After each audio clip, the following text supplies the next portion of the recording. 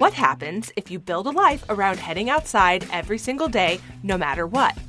I'm Amy Bouchatz, and you're listening to the Humans Outside Weekly Outdoor Diary, where I share with you my own insights from heading into nature every single day for at least 20 minutes, no matter the weather. What did I learn, hear, see, and experience this week as I take on the Humans Outside 365 Challenge? Come along for my insights and, yes, my more than occasional fails. This is my real life, after all. Are you ready? Let's go.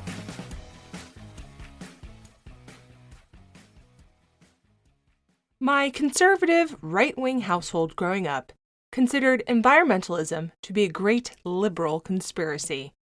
Maybe it was an overreaction to living in Santa Cruz, California, the seat of so much environmental activism, research, and dramatic policy development influenced by UCSC, the university located among the redwoods there. Environmentalism was said with a sneer, symbolized by the hated Al Gore and everything he stood for. Global warming, a conspiracy. The people who lived in the redwood trees to protect them from being cut down, nutty. Despite living blocks from the Monterey Bay, my family didn't really spend very much time outside as a group. I personally spent hours and hours alone on the beach, which I now realize was done at least in part to escape the chaos of my large homeschooling family and my 7 brothers and sisters, all younger than me. I pretended I was a treasure hunter in Treasure Island or Carney from the Island of the Blue Dolphins. I collected sea glass, a small jar of which sits on my desk today. It never really occurred to me that sea glass is basically trash turned into something beautiful over time.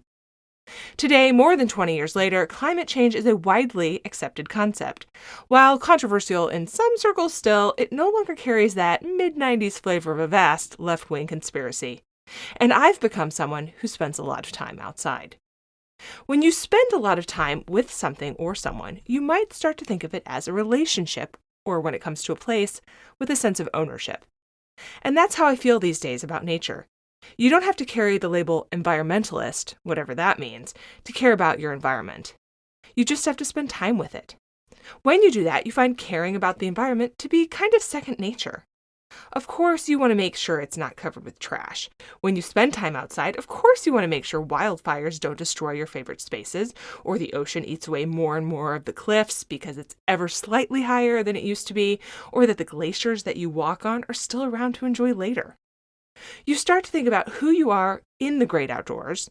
You start thinking about how what you do there now impacts what you might do there later. For some people, caring about protecting nature is a selfless task. They want to make sure it's around for other people later, generations to come. But to me, the gateway to getting there is a completely selfish one. You don't think about those later people until you get through thinking about the now and yourself. And that's how I've come to really care about leave no trace or following best practices on trails, all of which are designed to reduce my impact in those spaces. Leave no trace isn't just about not dropping trash on the trail. It's about doing your best to both use the space and make it seem like you were never there. Any use has impact, but it doesn't have to have a huge impact. It's also a driving force behind wanting to buy used gear instead of only new things.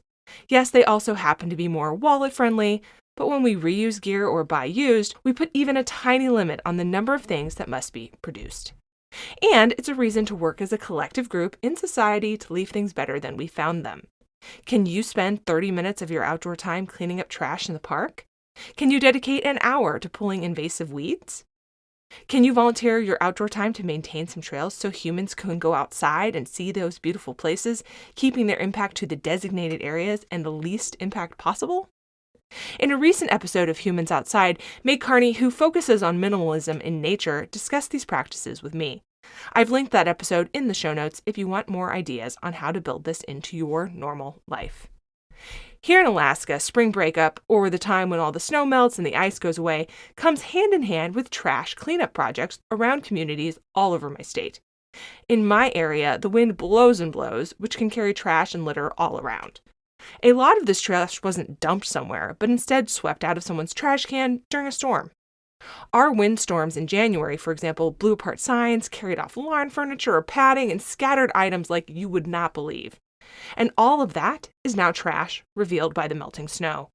The communities come together for cleanup sessions, picking up litter, and making a visible and important impact on our own communities. Each year, my sons head out for a few hours cleaning up trash off the school property next door. It's not just a selfless community service. It's providing a more pleasant experience for us as we walk through those areas. It can be both selfless and selfish at the same time. I hope you take a little bit of your outdoor time this week to pick up trash in your community. Find a pair of gloves, grab a bag, and make an impact on where you live that everyone can appreciate. I promise you won't be sorry. Share a photo of your activity on Facebook or Instagram with hashtag HumansOutside365. Until next time, I'll see you out there.